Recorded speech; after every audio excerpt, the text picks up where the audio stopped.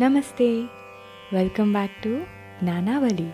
In the last video, we got to know that the Anandanilaya Vimana has actually been the Kridadri, that is the sporting hill of Lord Sri Mahavishnu in the Vaikunta. Today, let's know how this Anandanilaya Vimana, that is the Kridadri, has come onto the earth. Don't forget to subscribe to the channel for more interesting videos. Do support me. Mythologically, we believe that there are yugas and they keep on repeating. 8,000 yugas combinedly are called as Chaturyugas. For Lord Brahma, the creator, 2,000 yugas make a day and a night. So, during 2000 Chaturyugas, the sun vomited fire through his burning rays, and there was no rain for a long number of years, which constrained men and tapodhanas to forsake the earth and seek refuge in the Janaloka, which is one of the 7 upper regions, at the approach of the night of Brahma. And forests, mountains were consumed by the stupendous fire and reduced them to ashes. Thereupon, Vayu blew furiously for some long years, and huge clouds formed and rained enormously in torrents without intermission, while thereby the earth melted and sank down to the Patala Loka, the nether world.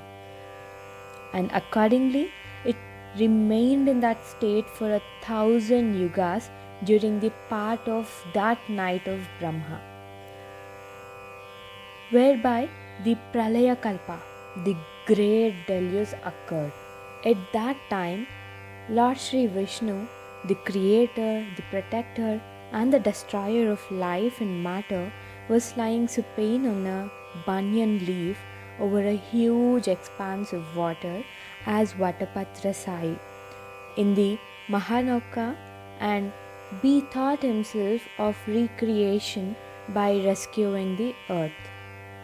So, he went to the Pathala Loka, assuming a terrible form of Shvetavaraha, and there he had a violent fight duel for long with the demon Hiranyaksha, who is the lord of the infernal world and also the younger brother of Hiranyakashipa. And having become exasperated, Lord Sri Vishnu, in the form of Shvetavaraha, slit the mountainous body of Hiranyaksha. Due to this, the demon's blood started mixing with the water and caused it to turn red. Shvetavaraha then slashed the massive water and brought up the earth on his tusks, and placing one of his foot on Adishesha, he stood up in the Janaloka like a stupendous mountain. Presently, Brahma, the Devaganas, and the holy men extolled him with the chanting of the Veda mantras and prayed him to establish earth as theretofore. Then Varaha fixed the earth and delimited the Saptasagaras, the 7 oceans, and Saptalokas, the 7 worlds, as formerly. He next called Brahma and bade him to create the Jagat, the world, as before. He longed to reside on the earth for a time in order to protect the people, and hence commanded Garuda, his white-necked kite vehicle, to fetch the Kridachala, his sporting hill, from Sri Vaikunta, together with the Parisat, his celestial assembly, and the Suras, the divine beings, headed by Vishwaksena, the housekeeper and commander.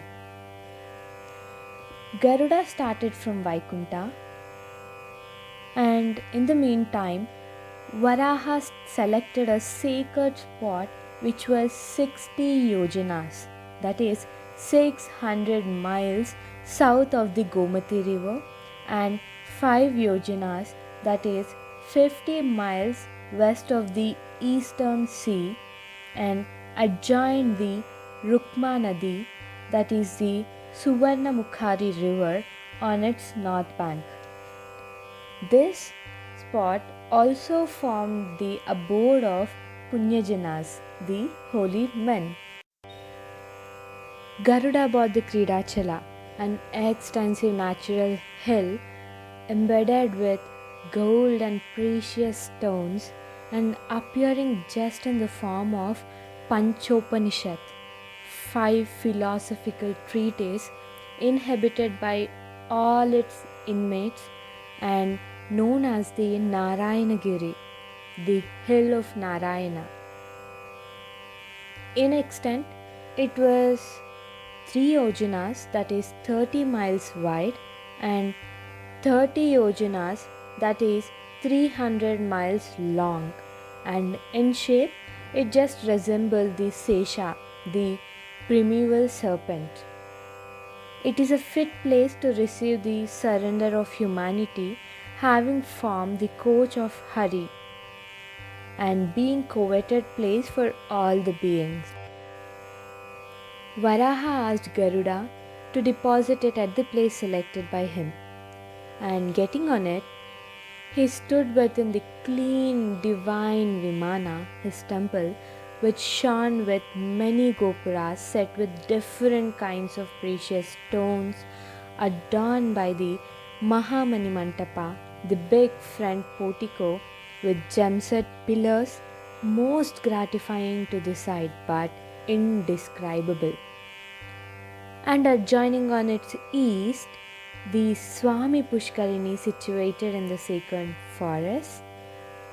To the south of this Pushkarini, the lotus-eyed Vishnu, the supreme god, the holder of the Shankha, Chakra and Gadha, that is the conch, discus and club, and the abode of Sri Lakshmi on his right chest, chose to dwell under the Divya Vimana later on.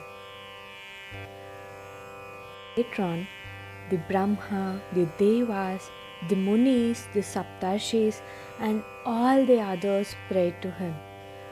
O God, your countenance is frightful with the tusks and the twisted eyebrows and the glittering weapons hanging from either side of your body. For the satisfaction of the gods, be pleased to assume a composed look and rest on this hill itself to protect men.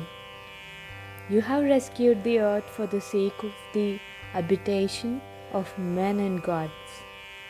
Assume therefore a tranquil face for the protection of men and abide here alone, granting boons to all the people who are unable to reach you through Dhyana Yoga, meditation, and Karma Yoga, their deeds. Forthwith, Varaha became complacent and calm and appeared with 4 arms and a white face bedecked with jewels and accompanied by Sri Devi, that is Lakshmi, and Bhudevi, the goddess of earth.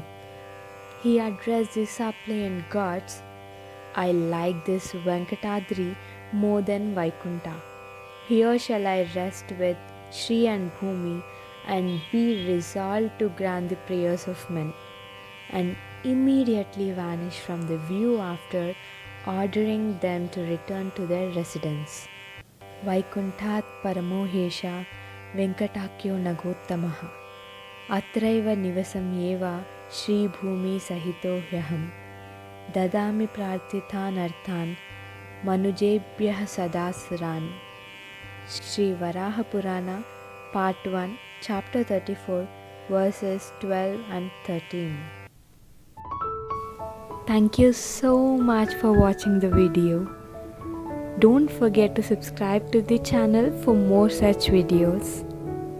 Please like the video and give me your blessings and your suggestions through the comment section below. Om Namo Venkateshaya. Jai Hind.